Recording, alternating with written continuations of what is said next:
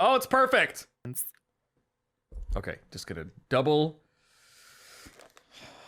triple make sure. Okay, good. You ready? Fuck!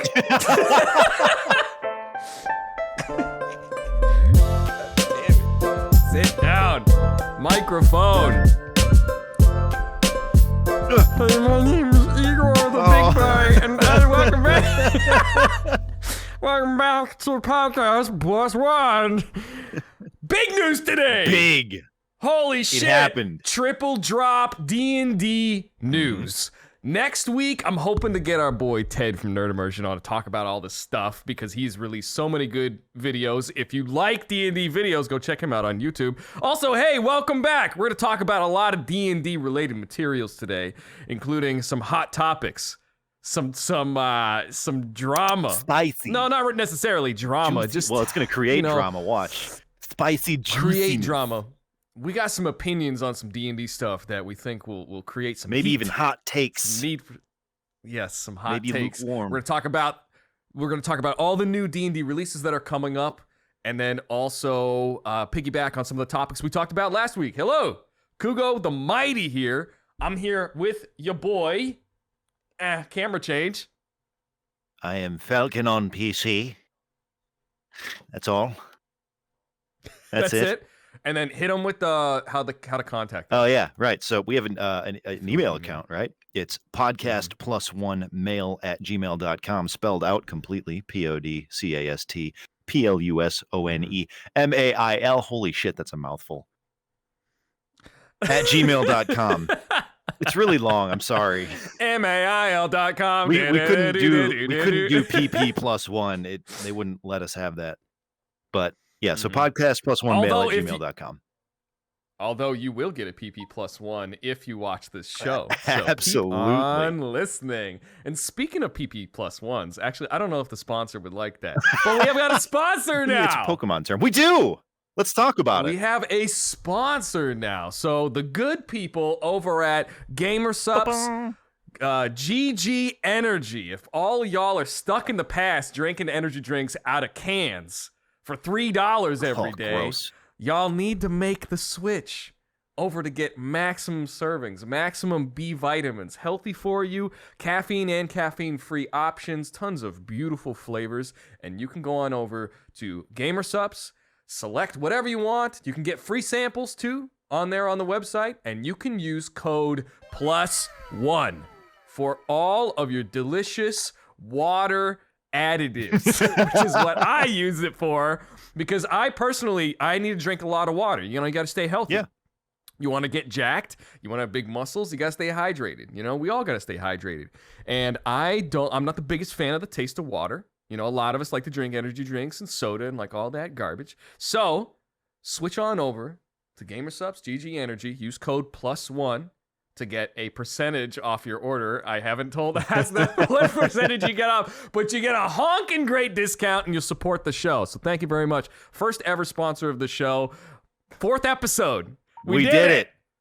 And we may even have some more stuff coming in the future. Some more special people that I love to work with. That'd be awesome. Including maybe some dice. But hey, let's get into the news, man. This is the first time we're actually going to talk about current events in D&D and not just an opinion piece or make dumb voices and pee-pee jokes, even though we already messed that up.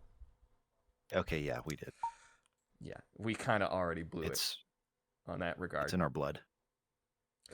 3 new releases, okay? And I'm actually going to break immersion a little bit. Not on the audio podcast, but I'm going to be looking up here. I'm just going to pretend there's a newspaper above my head right now as I'm reading that there are 3 new books coming out. First one is Journeys Through the Radiant Citadel, which is going to be an adventure book. Let me touch on all of the books, and then we'll go through and talk about whatever we feel like talking about. So it's an adventure book. It's going to be a bunch of individual adventures that takes place in the ethereal plane for multiversal adventures, which is kind of some of the hot topics we were going to talk about today, because a lot of people in the D&D community like to argue what is actually appropriate for the different worlds, what should cross over, what isn't allowed in certain worlds. Well, I kind of feel like this is D&D being like, it's all acceptable. Do what you want. Do what you want. Second up, we got a new monster book. Mordenkainen's presents Monsters of the Multiverse, which the biggest topic of this book... sorry, dog hair in my mouth. Little extreme, sorry about that. But I'm very excited, because get this, Falcon, get this. Includes over... How many playable races do you think will be in this book? Playable races, not just monsters. Well... In that They're book. trending towards making a lot of monsters playable races, so I'm gonna 20 more. More. Are you kidding? Tell me. More. 50? 30 playable. Oh my God. Sorry, over 30 playable races. Right. Which means they have fleshed out how, like, because when you take, sometimes you can play a monster, right? And you kind of like make up the rest of the stuff because it's not fully fleshed out. But by them saying playable races in the description of the book, it means that those things are not just stat blocks and a paragraph of lore. That is, it's going to have pages, I'm assuming. Just like the of how to play it as a race with all the racial stuff and everything. So that's super exciting. And then the third thing, Spelljammer is finally coming. And I would love to talk about this because Spelljammer, as someone that's oh, man, I don't even know where to take this conversation because there's so much to unpack here. So Spelljammer Adventures in Space is coming out. For that, it is going to be...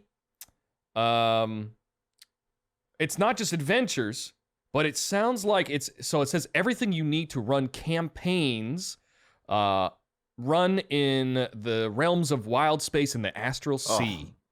As long as people who want to create characters in this fantastic setting. So space backgrounds and races, which, I mean, this is right up our alley. Me and you, Falcon, have done so much stuff in space. We RP in Star Citizen. You know, Star Wars is obviously a part of everybody's, you know, pop culture lives. So why not mash the two together? Deck plans for spelljamming ships and all that kinds of stuff. And there's also a pre-made adventure for characters levels 5 through 8, which is something that me or you are going to have to run and learn how to run, because we need to do that. Whether it's streamed, recorded, or not, we have to play it. Because let's just start here with Spelljammer, multiverse, space stuff. What's appropriate? What's not appropriate? You know, I started playing D&D in 2017, which in the space of D&D, I acknowledge that I'm a 5e baby. So I have not been around the block, but I would say I've got my reps under the bar. Like I've done the workouts. Like I've played the D&D a lot, right? I have a pretty good understanding. However, all the stuff that's coming out is really exciting to me because it's evoking the same emotions that I had when the Eberron books came out, which is I didn't know what a new world was. I had only ever known the stereotypical Sword Coast, sword and board, medieval D&D stuff. So when Eberron came out, it was like, for me, it was the first time seeing something ever like that. So for Spelljammer, I don't know about how it is with you, but Spelljammer is like this buzzword that I always heard about, but never understood. I've never stepped my toes into it. I don't know anything about it, but now as like a complete newbie, I am so bought in and so excited about it. So do you have any experience? Do you know about Spelljammer? What do you know about it, if anything? I know what has recently been released. I very much like you. I'm a 5e baby. I didn't do D&D before I got into D&D. I did into 5e. I did a few other tabletop games. So I'd done like Silver Age Sentinels, which is a superhero one, and another similar one. I think it was Heroes and Villains or something like that. So I've got a little more time-wise with the role-playing game experience under my belt, but I think you've gone deeper and harder into D&D than I have. I'm a fairly casual enjoyer. I go deep and hard, brother. No, we have sponsors to please now. Please. Listen, dude. I got way more than sponsors to please, baby. Yeah. So you've done way more in the D&D space, I want to say, than I have. You've developed or are developing the 1 hour one shot, right? Yeah. So, which I'm hoping to get up on Amazon as like a pre-order soon. So if anybody's curious as to, I think I mentioned that I'm writing a quick little book on how to run one shots in an hour for your friends with no experience and make them have fun. So keep an eye out for that. Maybe I'll have like a page up so you can pre-order it. It's gonna be super cheap. Like it's just gonna be this thing, my experience and my things shared to the world. The goal isn't to make money with it. It's just to spread it around and have more people play D&D. That's it. So that's coming. Thanks for mentioning that. Appreciate it. Back to you. I really like that because it's one of those things that you don't need all this crap to play D&D. Just play D&D, please. Because then you get into the stuff that we're talking about, like Spelljammer. Which, by the way, as I was saying, haven't really heard anything about it. I said a lot of things and said nothing. That's what happens when you get excited, though. You just oh man, I can feel it. I can feel it buzzing in my chest. But yeah, you're right. We love space. You and I, we've put countless hours into Star Citizen, more money than I'd like to talk about. For my wife, no, I haven't. And now a message to your wife. Camera's on you. Honey, I'm sorry. No, it hasn't been that much. It's been I've put the amount of money in the game and a couple trade up ships, but like, oh my god, it's one of those things you can get sucked into. And I feel like Spelljammer is going to be the same. Yeah. Because we love D&D, we love space. You put the two together. People have tried to do it unsuccessfully. Well, not unsuccessfully, but people have tried to do it and it's become convoluted and kind of complicated. And now that it's official and simplified, oh boy. Yeah. Oh boy, what was the original question? What do you know about Spelljammer? That's it. Yeah. Like, we should do, you know how like drunk history? We should do like what somebody that knows nothing about Spelljammer thinks Spelljammer is. Yeah. Like, what do you, like just summarize it in the dumbest way possible as somebody that doesn't know about it. What it actually is, magic and swords in space. Okay. What I thought it was, an artificer tool that jammed spells. Yeah. Okay. All right. Yeah, for me, like I know the ships, right? Yep. So the ships that jam spells, and my hopes is that it has more to do with like internal adventures on the ship as opposed to just going from planet to planet and having adventures on the planet. Like, I'm hoping there's more to do with like the ship being your hub and things happening to your ship, like interpersonally with the group and with solving problems, and then also coming in contact with foreign ships and like aliens and stuff. Like, I'm hoping it's more that than simply a method of transportation.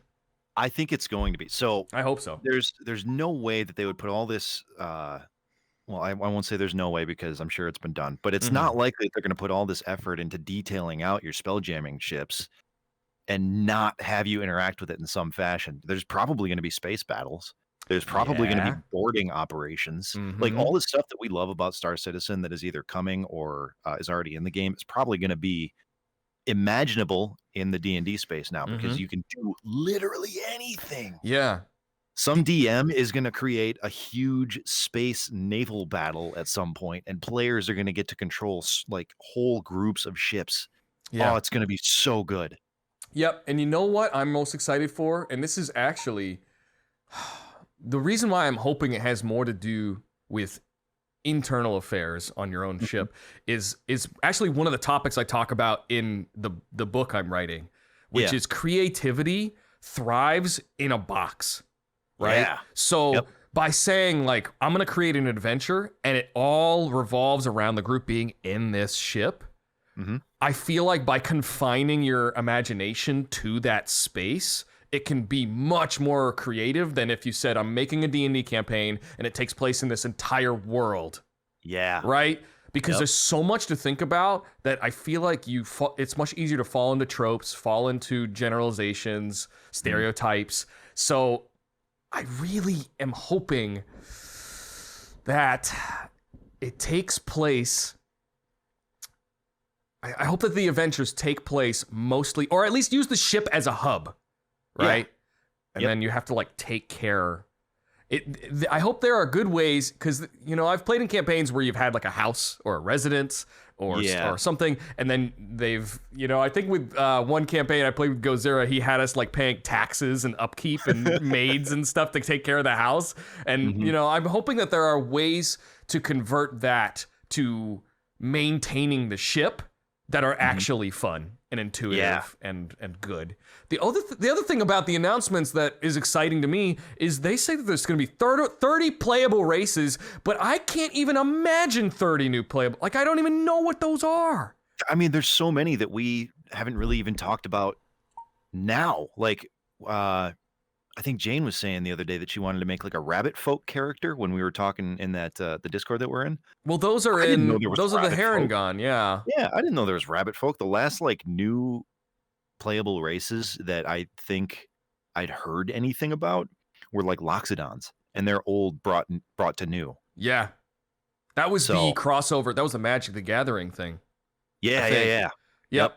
And then the Feywild book is when the Harengons came out. But that was about 6 months ago, man. That was a while back. Oh, man. Like, we're just not keeping up as much. In fact, this podcast, I think, was one of my cries for help in that I wasn't playing, like, or talking about D&D that much anymore, and I wanted an excuse to. Yeah. Because, like, I care about it so deeply, but, I don't know. I just love, like, the whole, like, you can't play D&D by yourself, right? Like, it's a social game, like it's a social experience, right? So like, so I think there is something to be said about getting into something like a hobby or getting excited about new releases or news when you're able to share it with other people and get excited about it together, because it only increases the hype and increases the hype. Right. So very excited to use all of this. I'm not sure if I even saw that there was an official release date or not. Let me check really quick, unless you know off the top of your head. I don't know. I only just got the news that was officially announced, like a little bit earlier this week. Ooh, okay. So it looks like they're staggering the releases on this. Okay. So it looks like they're warming us up to Spelljammer, because Journeys Through the Radiant Citadel, which is the standalone adventures, is going to be coming out June 21st. Okay. So got another 2 months, month and a half, month and some change. And then May. Wait, so May's actually... May comes first. Comes before. So that's when all the new races are going to come out in the Monsters of the Multiverse. Yes, that's going to be coming out in May. And then June is going to be the adventures where you can use the new races. So that's clever. Races and monsters first, then the adventures, which I'm sure uses the monsters, which is why they did it that way.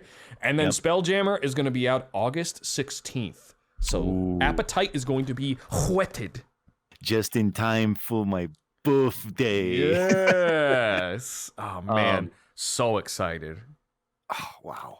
So I kind of want to riff off what you were saying earlier about how it's going from place to place. I think this is a really cool tool, and I like that they're talking about the multiverse thing. And we'll talk more about some of the other stuff that we mentioned earlier with the multiverse. But like in the homebrew world that I had been building, there was going to be a point where you could travel through like spaces in the world to go to other places, because I wanted to tie it into official stuff too. I didn't want to make it completely separate and lock players into not being able to do what they wanted to do. And I think this is a really cool tool to do that. So if they're doing what I kind of think they're doing with all the multiverse stuff, it's gonna be a link between all of the existing worlds. Eberron, Sword Coast, Greyhawk, what is it, Black Sun, I think is another one that people really like, or Dark Sun. Sure. I don't know anything about any of that stuff. Basically all the old and the new. I think it's an Avengers moment for them, right? They're linking everything together. And some people don't like that, Falcon. Awesome. That's okay. They don't have to play it. They can stay in their own worlds. That's what's cool about it. So if they don't want to, if they just want to play in Dark Sun nonstop all day, every day, they don't have to interact with Spelljammer. But Spelljammer is the bridge, man. It pulls it all together. Yeah. Yeah, I can see that happening, because there's probably going to be some people that think of Spelljammer as an Eberron or as a Greyhawk or as a Sun, whatever. As its own its own separate thing.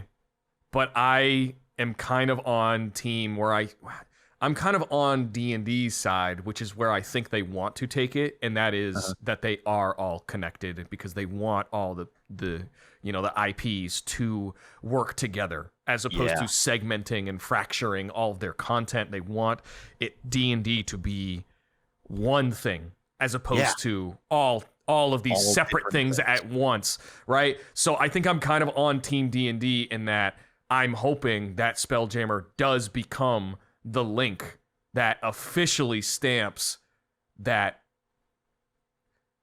the possibilities are there. Yeah. Like anything is possible and probable, and you don't have to make an exception in your own game to link them. It's vice versa, right? Right. You have to make an exception to say we're not going to link everything, as opposed to inherently knowing that, yes, the D&D multiverse is this canon thing, and the timeline at which they connect, or if they do at all, can be up to you. Yeah. And yeah, this is probably the cleanest way that they could have done any of that, because like I said before, like people have tried to do similar things and it becomes messy because they're fighting all of the lore and the background. And I mean, these worlds have rich history. They have entire teams dedicated to writing like the history of these places. And when you try as a dungeon master or a player or whatever to kind of link these things together, it's like puzzle pieces that don't quite fit because they're 4D puzzle pieces or something like that. Yeah. But now that they're releasing official content, they've done all that work for you, and you can choose to just like drop it in wherever you want. And that I think is awesome. Oh man, that's so good. Are you ready for my first hot take? Yes. And to piggyback off what you just said, I also think that's not even the DM's job. The DM's job, I don't even think, is to like figure out logistical ways to link everything together and make them make sense. Okay. Like your job is for your players and you to enjoy the story you're creating, right? Yeah. It's not for you to have the answer to everything and to make everything canonical and to be the person that has to do all the mental gymnastics to try to make things just be okay and work in people's heads, right? Like just to put people at ease. Like your job, you should be focused on putting your time and energy into making the game interesting and fun, not to correct like all these broken links about lore and like, because honestly, the people in your game might care about the lore in your game. Yeah. But if that's the thing they care about most, then I think you're running a not so great game. Like I think you're kind of running like if all they care about is making sure that the lore all makes sense and is like time, like everything's canonical and time like contingent and like everything is like, oh, okay, yeah, that makes sense in my head. And like all they're doing is just fact checking constantly to make sure that everything like actually makes sense. Then I feel like you're missing out on the best thing about D&D. Yeah. Which is making your own story, not making sure history is correct. And you can do it without all that work too. And you can just be dropped in as this like completely like out of the blue like character that doesn't belong in this world at all. I recently did a voice job for someone who is basing this series off of a game they played. And one of the characters comes from like a D&D world, like a medieval classic D&D world. And they're dropped into like our world, but with tons of different monster races populating the place. And it's so freaking cool. And you could totally do that. Yep. That way things don't have to make sense. Yep. But you know what? I think you're right. I think it's not the DM's job, but as the kind of person that I am, where I like to make connections, I would probably do something like that anyways. Right. But yeah, no, it's not anybody's responsibility. I think it brings more harm. I think it brings more harm than good. You're probably right. Like, because then because I think you bring attention to where you put attention as a DM. Yeah. So like if you're making an conscious effort, and you are describing and making sure that all these things are specific and correct and timeline, like everything's like really all set, and all you're doing is ever bringing attention to the lore of the thing, then they're gonna think that's how your brain works, and their brain is always gonna follow you. And so then all they're ever doing is basing their point of reference for the game and for the story off of you being like this lore master. And then the second you don't know something, their entire immersion is going to be broken, right? And then it's like, and then you think, oh, I'm such a failure. I run such a bad game. Like I messed up when like you could have been focusing on so many other things. One of my favorite Matt Colville quotes is changing a DM, changing the phrase, I don't know to no one knows. Oh, that's good. About any kind of lore or thing you're not sure of, or if it doesn't make sense, like just take your I don't know into no one knows. Yeah, right. I like that. That puts it into the story. That makes it part of the history. Right. There could be an answer. There probably is an answer, but it's lost in time. We don't know yet. Yeah, I really like that. I really like that. That's a DM tip of the day of the episode. But you said you want to talk a little bit more about whether or not worlds should be interconnected. And man, there's a part of me that still kind of wants to run the rest of our Eberron campaign, which actually we have running on the TV behind us. If you're watching the video episode, where actually they are in, they're in Kyber right now, which is Eberron's like Underdark, scary, much like the real world Underdark, which is Chicago. Right behind us. But there's part of me that wants to continue to play that campaign, but there's also part of me that is a little bit sad because I'm not sure if it will ever get to the point where it's revealed what the morning is or was. Yeah. And so there's part of me that wants to just reveal it because I'm not sure if it'll ever like happen. Because of the path we took, or because of... No, just because of time and like the actual challenge rating of things that are in the Mournland. And I mean, I think I'd rather just tell you what I had in mind for what has caused it, because it's one of those open-ended things that they don't really tell you to explain. They just say like, you can handle it whatever, however it is. But one of the theories that I played off of that I saw somewhere online about what caused the morning, which in Eberron, there was this huge war of magic and technology, and it got so bad and so big that there was a big nuke explosion, and it caused this horrible gaseous smoke mist to encapsulate and destroy an entire country where the main kingdom was. And it had to originate from somewhere, and they don't tell you what caused it. And so one of the best theories that I had seen was that it was basically a tear that came in from, you guessed it, another universe. Yeah. Crossing universes. So the one that I really liked was, it was the result of a connection made to the world with Strahd in it. Ravenloft. Shoot. Yes. Yep. So basically, the reason why there was a tie there that I found really fascinating is one of the trains in Eberron is specifically named something similar to a train or something that's in, or a location that's in Ravenloft.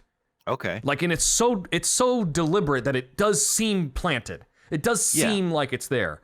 And then the way that I was anticipating to take it one step further is, the theory was like, oh, it's Ravenloft's evil kind of seeping into this world and this reality. But I thought, how neat would it be if instead of it being Strahd or a larger evil power, like coming into Eberron through the morning and being like, wahaha, like I'm here in Eberron now.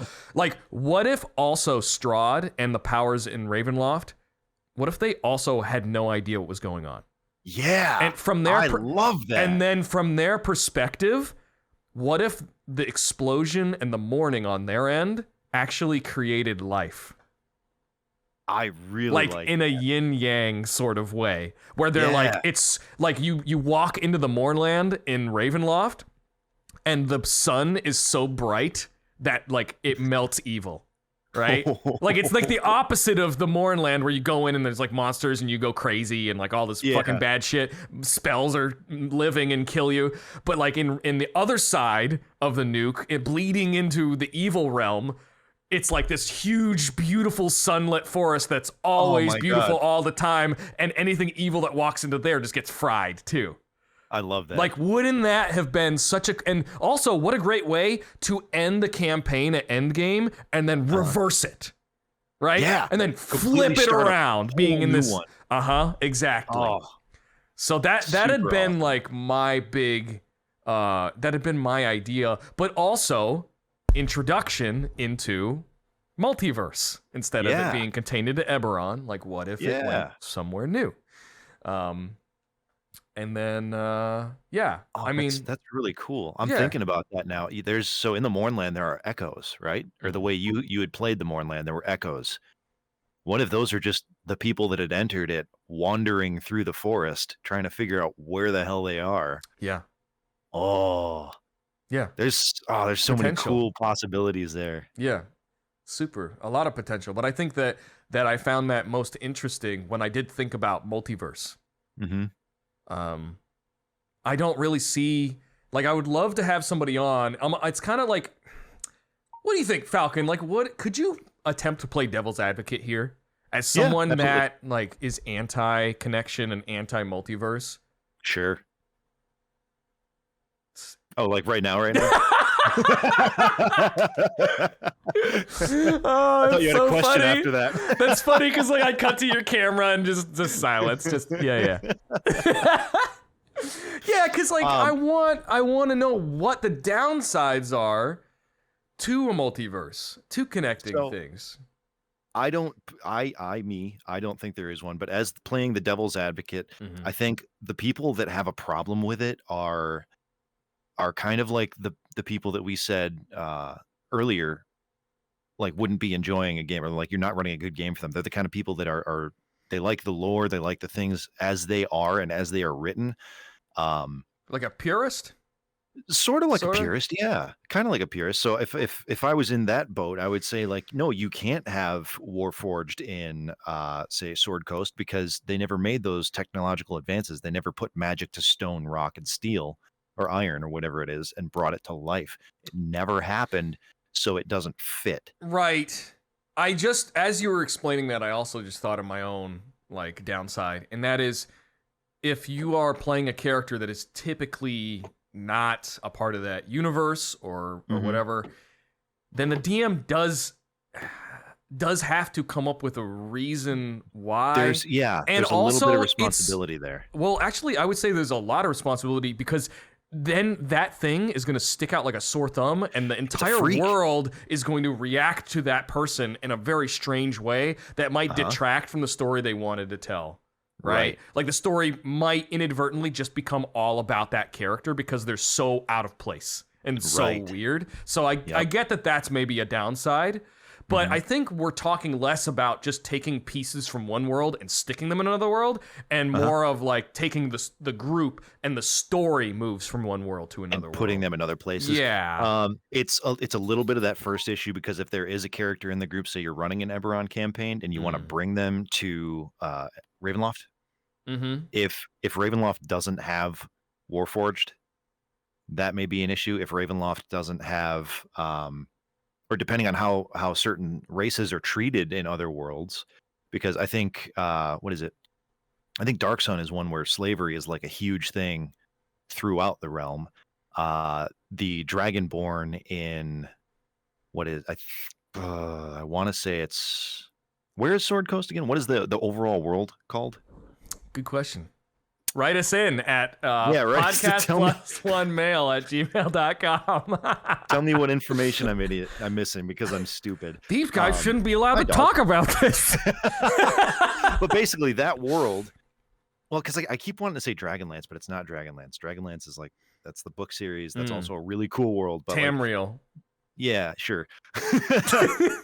Johto. It's not. Johto. But like the Dragonborn, their origin story, and I know they're in a lot of worlds now. A lot of people don't care about Dragonborn in other places, but they were created by the dragon gods. I don't know if it was Tiamat, but the dragons that were gods created them, enslaved them, and then they broke free or something like that. And they became their own little cluster of society within that greater world. And they're still not normal there, but if they don't exist at all in other places, they become that freak when they travel. Yes. So I don't think it's that big of a deal. I don't think it'll get as messy as it does, but I think for some people it is either too much work for the dungeon master to create that believability, or it simply it would create too many problems, like you said, and throw the story off the rails. Which does because happen. when you're It does happen. It even happened in our last campaign. In fact, it usually comes down to someone wanting to just pick a unique character and them standing out, you know?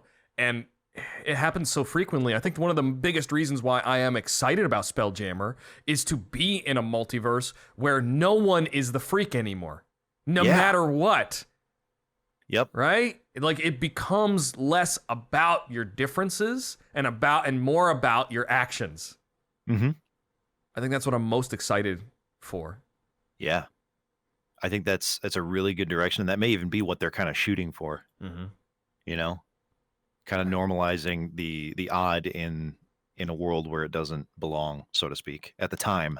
But once everybody learns about Spelljammer, and I'm talking like canonically, like once all the NPCs learn about Spelljammer and they begin to travel to other worlds, that's when these adventures can take place. That's when everybody's everywhere. It becomes a more modern sort of like the state that the world is in now, where people from all over the world live all over the world.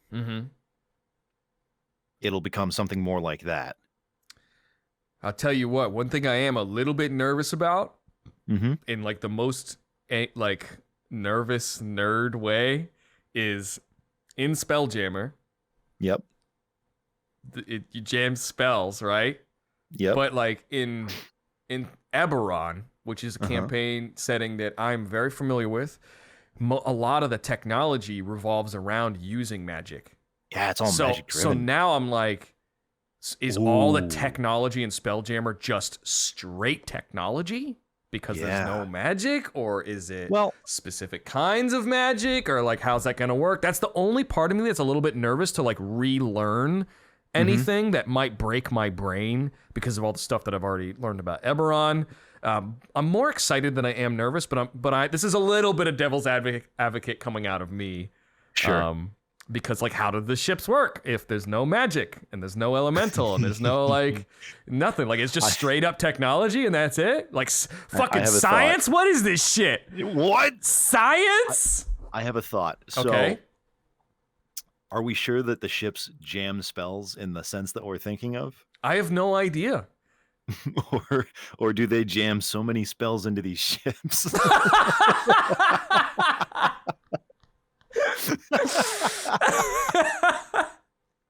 But like the first part of that question is legit. Like, or are they just two pieces of bread and peanut butter waiting for one more ingredient?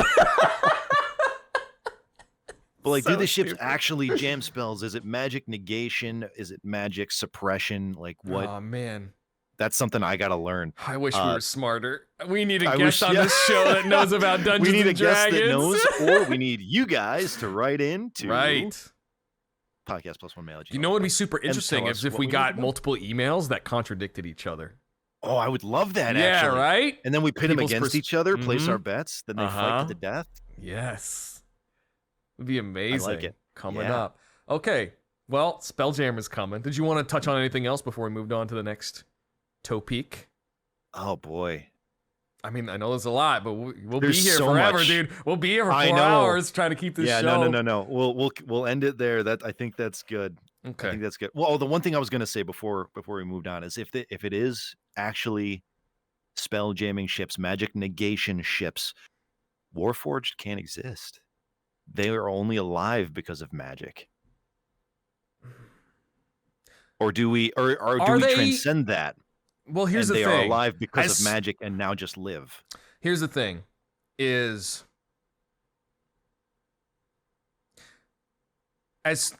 okay. So here's the thing. Here's my argument because I don't think right. So my thing is that I agree with you in that I think the creation of a Warforged, at least in the Eberron setting, is a combination of technology, machine, like actual science, like chemicals and things, but then also magic. But I think that the magic property ends upon the creation of the being. Okay, so it's like a surge of magic, like the lightning Like bolt that hit it makes Frankenstein. them, but then because here's the thing: if somebody cast the spell magic, it would not kill a Warforged, right? No, you're right. It wouldn't. So I think that the magical properties happen like on creation of the creature, but I don't think that just this bubble of magic that's like always churning. I don't think that they're always in that state. So I think that they'd be okay. However, obviously you wouldn't be able to create one if magic was being nullified in the first place. Also, they're illegal to create now. So yeah, it requires very specific equipment. Push his glasses up.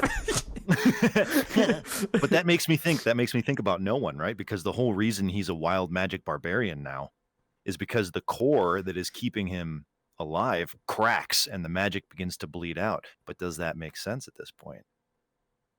I would argue, thought for me, man. For you, yeah, I would. Yeah. I'm not a DM that says no to stuff. Like if someone has an idea and it's super passionate, it's not that doesn't fit. It's okay. How do we make this work? Yeah. I'm a firm believer that there is always a way to make something work. Oh, there are more graceful ways and more captivating ways and more creative ways to make things work. But once again, I don't think that's the DM's job. I think the DM's job is to make your dream come a reality without disrupting the fun of others. That's pretty much it at a basic core level. So, yeah, I mean, all right. Love it. I'm ready to move on now because that's the one thing. So, as like a fun little topic before we get out of here today, and let's make this one a little bit shorter. And actually, you know what? By the time we finish this podcast, we might be finally ready to actually release a podcast, which is another reason why people are like, why aren't they reading my email? It's been like a month because we're on episode number 4, right? And we've been advertising the email, but we are actually batch, recording these up front so that we can people can have content to listen to and to watch. So I imagine the first time we start getting emails, we're going to have a lot to address, which is going to make it a longer show. I would love to get our buddy Ted onto the show, or we've got tons of friends in the D&D space. I would love to get Jordan with a PH on to talk about Spelljammer and the lore behind that. That would be awesome. And then those are obviously going to be longer shows, so there's no need for us to faff about too long on this week. Big announcements. But just to touch and piggyback on the thing that we talked about last week is that we talked about cartoon game characters level, like what classes, races, levels they were. And then one topic that you wanted to bring up was, what are we? Yeah. As people. Not like in our avatars right now, but in real life as people with the skills and experiences we've had in real life. It's your topic, man. You go first. I want to run your idea of me, my idea of you, and then what we think ourselves are. Ooh. Interesting. Okay, who's judging who first? I'll go first. This is I'll the open most it up. Judgy thing. So I'm ready for judgment. I would say that you are, at least at some level, monk. Okay. I'm surprised by that. Why? Okay. We'll get to that. Monk. Why do I feel like I'm in therapy right now? Monk, maybe wizard. And then it'll make sense. Okay. And then let's see, what's the other one here? Probably bard. I would say bard. Okay, that's the one that I see. Yeah. That's the one that I so see. When it comes to monk, it's your physical prowess. Almost strictly, because you're very strong, or at least large. For wizard, you do a lot of research and learn a lot of things through readings, courses, things like that. So you've got the abilities. But can other classes not learn? Other classes can learn, but it's wizard specialties to study and learn from other sources. Okay. Whereas I think a lot of other people receive their training in person or through experience, right? So those Okay. other classes would do that way. Wizards specifically mention books and things of that nature, and I know you do quite a bit of that. So skills and abilities in real life might translate to what a spell would be like. Essentially, Like, yeah. Okay. All right. Yep. All right. Okay. And then Bard, high charisma, musical, and so on. Yeah. Flaunting the junk all over town. Yeah. You know. Ladies all the time. Constantly. Yeah. Mm-hmm. I got you. All right. I got you. Hit me with mine. I think I have an idea of what you're going to say. Yeah. And I think there's a part of it. Well, let's get the first thing out of the way. Perception of the outside. let's get the first thing out of the way. Also, Bard, first and foremost. Oh, okay. All right. Okay. Also, Bard. Ranger.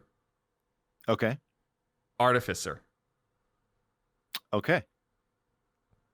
Just those or anything else? I mean, here's the thing about humans. Yep. Like, this could get into a deep philosophical, like, conversation. Yeah. But I just think, honestly, when I think of the differences between like D&D characters and real people, I actually think that real people are inherently more special. They are.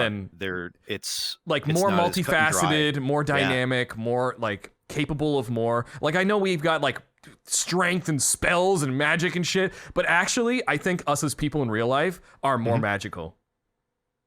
Yeah.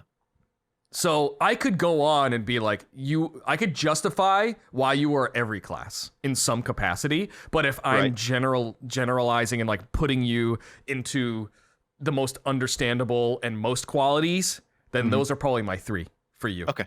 Yeah, no, I'd rock with that for sure. However, I will say my lack of ability to grow facial hair probably puts me rock steadily into the half-elf race. Well, espera. Solo si entiendes español. Pues, okay. That's a little inside joke. Okay, we're probably not gonna touch on that. But yeah, sure, fair enough. I mean, same Z's. All right, so we're half-elf, bards, wizard. Hit me with your reasons. My reasons? Okay, so first and foremost, we'll start with artificer. Okay. So you make things, right? Yes. You've made me like a knife before, which is now ruined. But that's because I am not an artificer myself, and I don't know how to take care of technology and like cool shit. But yeah, like the use of technology, like we're in VR right now. Like, you know how all this stuff works, right? You make stuff, you are creative, and then, so I would consider those kind of like magic and technology, and your ability to craft things. Like, you actually like are good with your hands, you like make stuff, you're like a real man's man, but like in the modern world, so I think that's kind of like artificer would be in a magical world. And then ranger, like outdoorsy, like, if I had to pick of all my friends somebody to survive with in an apocalypse, you'd be like right at the top of the list. Like, you would just be like super dependable. Rate of survival would probably go up really high. Lay of the land type of person. And then bard is pretty obvious, same thing. Charisma. I mean, we're voice actors. We produce content. We are we're both DMs for D&D. I mean, that's enough to be a bard. I think it's like if you're a DM for D&D, or even a player, like even if you like role playing, you're a bard. Right, because think about what a bard is, right? They're not just musicians, and I think that's a trope that people kind of fall into. Bards are many things. They're storytellers. Yep. They're storytellers. They're poets. They're painters. Bards can be anything to sing the praises of whatever, the adventures of themselves or others. And I think a lot of people sleep on that, and they think that bards walk around with flutes all the time. I agree. I would love to create a bard. Maybe that's what I will do for Spelljammer, is I will make a non-traditional bard. Okay. A space bard. Right? Space bard. But like not in the stereotypical way, right? Yeah. Like, find a way to one of my most favorite things with D&D is when people don't know what your class is. Yeah.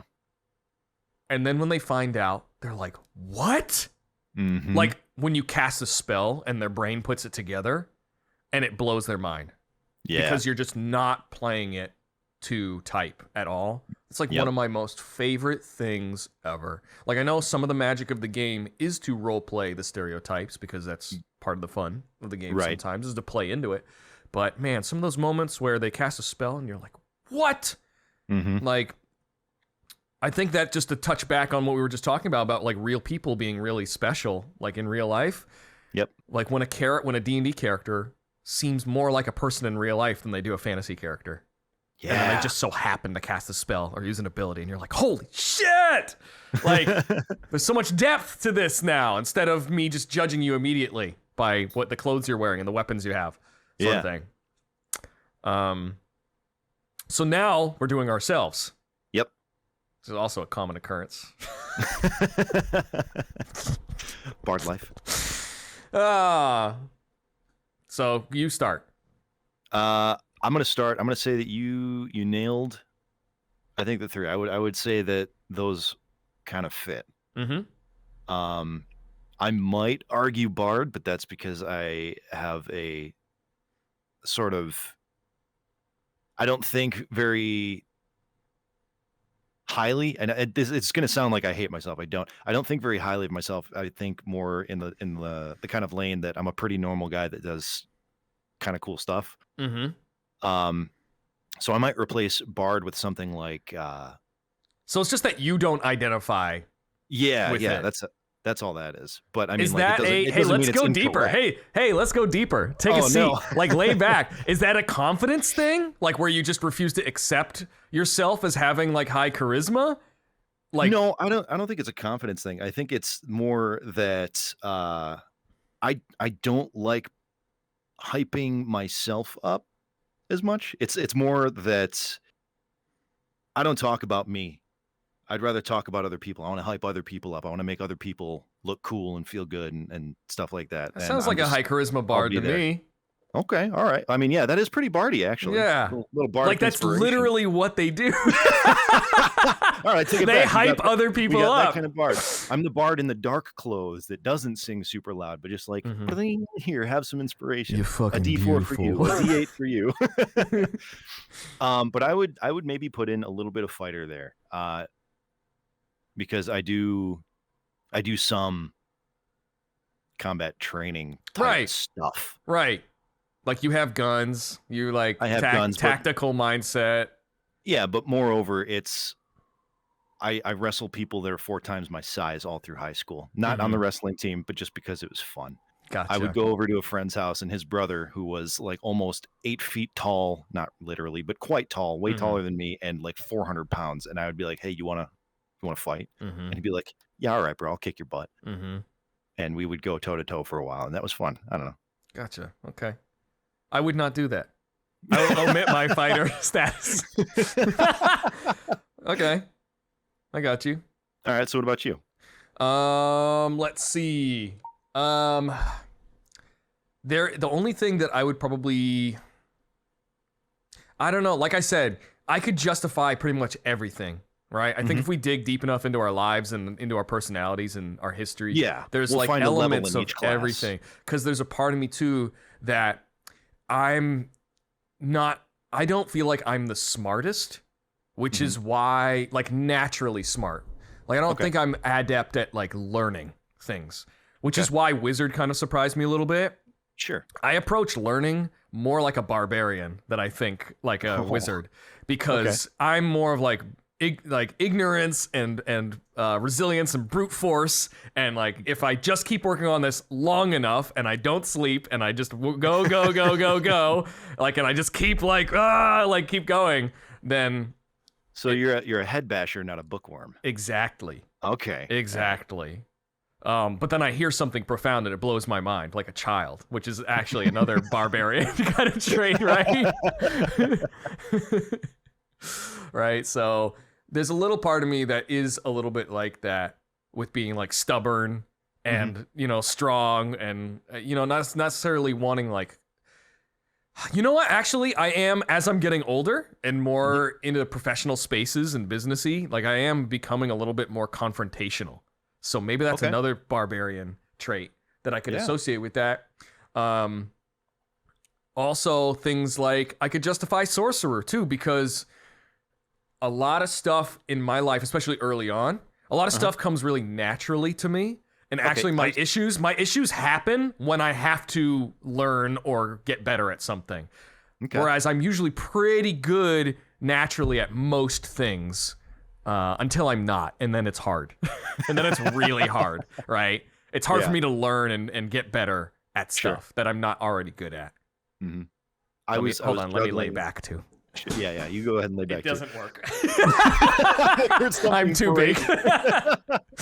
So I was juggling wizard and sorcerer because of that very reason. Mm-hmm. But I know that you've been doing a lot of that research into, like you said, the more professional spaces lately, and learning a lot in that regard. So it's one of the reasons this podcast exists. To be honest with you, is I was like, hey, I bet you we could make a successful podcast in VR with the things that we like to talk about.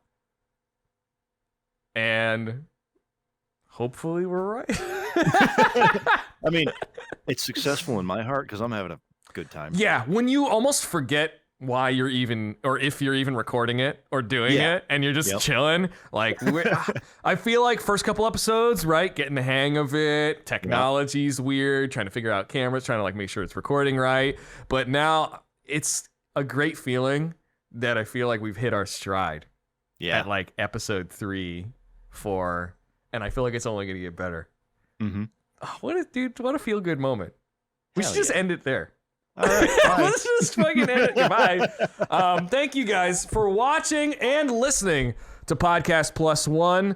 Appreciate you all. Let them know where they can write in again, and we'll maybe next episode we'll actually read an email. Yeah, hopefully. So you can write into us at podcastplus1mail@gmail.com. It's all spelled out in letters. I won't do it again because that'll take like 5 minutes. That's fine. But like you said, watching and listening, we're going to upload these to YouTube.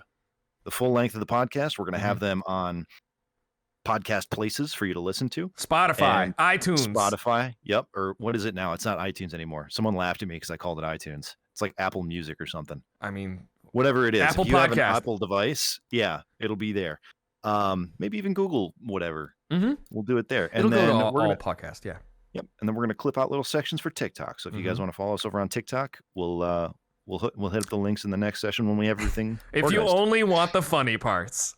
Yeah, if your attention span is all of 30 seconds at a time. If you don't care that much about D&D, but you want to smile while you're pooping.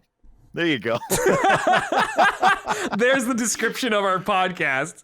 We've got something for people to play in the background while they're studying. We've got something for people to play while they're driving. We got something for people to enjoy while they're pooping. We got it all, ladies and gentlemen. If you got ears or eyes, man, do we have something for you.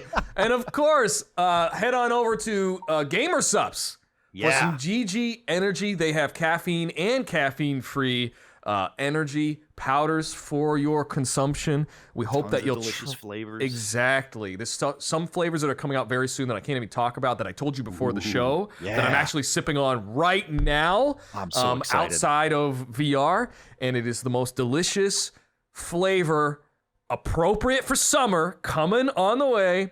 They got all sorts of stuff, so you can use code +1. I think that's what the code is. +1. Yep. +1. Is it case sensitive? Only in the case that you buy some shit from Gamer Sups. Okay. And hopefully, next week we'll have maybe a special guest on, some more opportunities to get some more cool D&D related sponsors, and excited to talk to you guys more about Spelljammer, our games, our opinions on DMing, and we'll see you next time. Thank you for watching and listening to Podcast Plus One. Goodbye, y'all. Goodbye. My dog has made an appearance. Guess what's made an appearance?